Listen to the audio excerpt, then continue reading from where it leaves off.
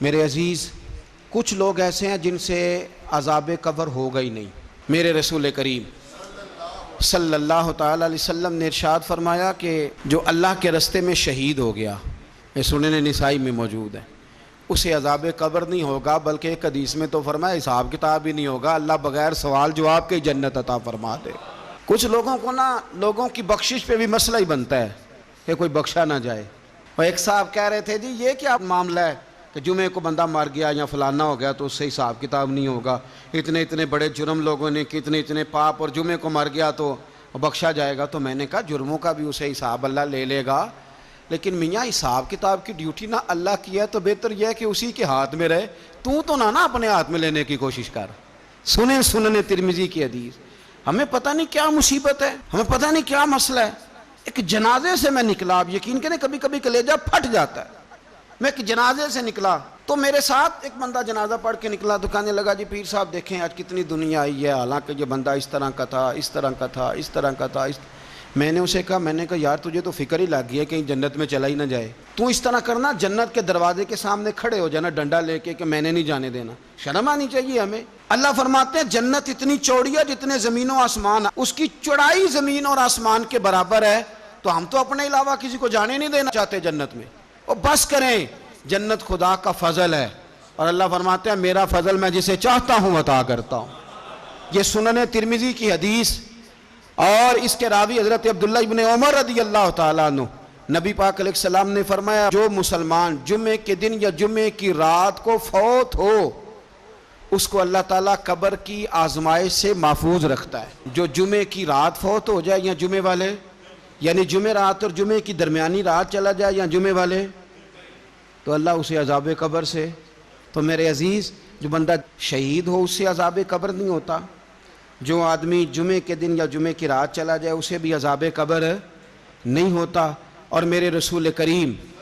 صلی اللہ تعالیٰ علیہ وسلم نے فرمایا جو بندہ ایک دن اور ایک رات، یہ حدیث صحیح مسلم میں، سنن ترمذی میں، مصنف عبدالرزاق میں موجود ہے، ایک دن اور ایک رات اللہ کی رضا کے لیے اسلامی سرحد پہ پہرا دے۔ میں اور آپ سوئے ہوئے ہیں،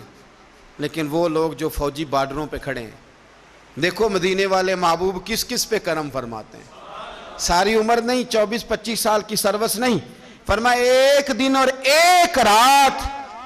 اللہ کی رضا کے لیے جو اسلامی سرحد پر پہرا دے، مسلمانوں کو کافروں سے بچائے، رب اسے عذاب قبر نہیں دے گا، اسے اللہ تعالیٰ اپنے فضل سے معاف فرما دے گا۔ ایک رات اور ایک، آپ کیا سمجھتے ہیں کہ ان فوجیوں کی کوئی چھوٹی شان ہے، ان کا کوئی چھوٹا مرتبہ ہے؟ ایک دن اور ایک رات اگر یہ پہرا دیں تو اللہ انہیں اتنا انعام عطا کرتا ہے۔ اسی طرح سن لو، یہ ذرا غور سے سننا، ابن ماجہ کی حدیث، اور اس کے علاوہ مسند ابو یعلا میں موجود حدیث کے راوی حضرت ابو ہریرہ رضی اللہ تعالی عنہ، حضور صلی اللہ تعالی علیہ وسلم نے فرمایا جو شخص بیماری سے فوت ہوا، قربان جاؤں میرے محبوب نے بیماری کا نام ہی نہیں لیا، فرمایا کوئی بھی بیماری ہو،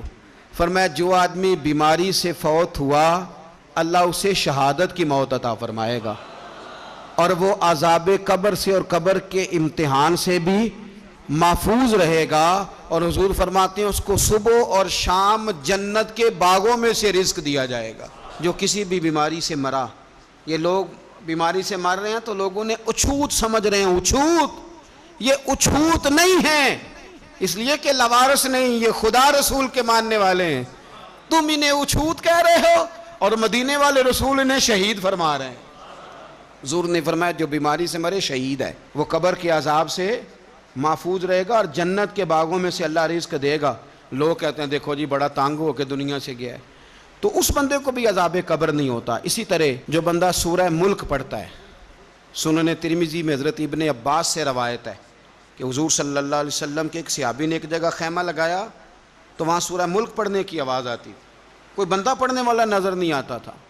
جب حضور کی بارگاہ میں عرض کیا تو فرمایا وہاں قبر تھی اور قبر کے اندر بیٹھ کے میرا صحابی سورہ ملک کی تلاوت کر رہا۔ اگر ہمیں خسرہ نمبر یاد ہو جاتا ہے نا اپنی جگہ کا، اور ہمیں پتہ ہوتا ہے کہ میرے والا حصہ کتنے کروڑ کا ہے، اگر ساری کہانیاں ہمیں یاد ہوتی ہیں تو سورہ ملک بھی ہمیں یاد ہو سکتی ہے۔ موبائل پہ اس کو ریکارڈ کر لیں، پھر اس کو سنیں، کبھی بھی سورہ ملک میں، اور ہمارے سلسلہ عالیہ میں تو سورہ ملک وظیفہ ہے، ہمارے الوظیفۃ الکریمہ میں اعلیٰ حضرت نے لکھا ہے کہ رات کو سورہ ملک اور سورہ یاسین کے بغیر سونا نہیں۔ سورہ ملک اتنی شاندار صورت ہے کہ نبی پاک صلی اللہ علیہ وسلم نے فرمایا یہ قیامت کے دن اللہ کی بارگاہ میں ناز سے جھگڑا کرے گی اور کہے گی اے اللہ، یہاں تو میرے پڑھنے والے کو جنت عطا فرما یا مجھے قرآن پاک سے علیحدہ کر دے۔ تو رب کریم پھر اپنے فضل سے پڑھنے والے کو جنت عطا کرے گی۔